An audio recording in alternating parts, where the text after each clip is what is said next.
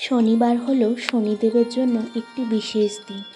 আর এই নীলকণ্ঠ হলো শিবের আরেকটি নাম।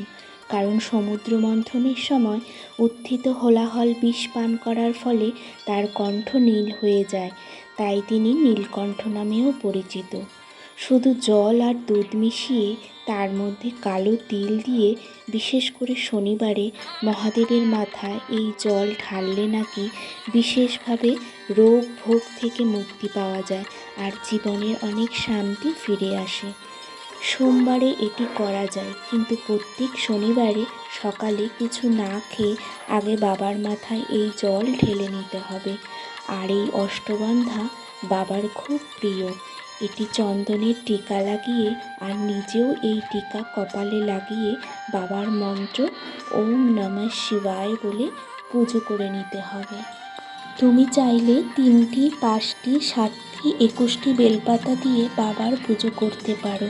একটি করে বেলপাতা আর একবার করে সোমেশ্বরায় মন্ত্রটি বলে বাবার মাথায় অর্পণ করতে পারো। আর একটি ঘিয়ের প্রদীপ কর্পূর জ্বালিয়ে বাবার আরতি করে নিতে হবে। ওম সোমেশ্বরায় মন্ত্রটি 21 বার জপ করে নিতে হবে। হর হর মহাদেব।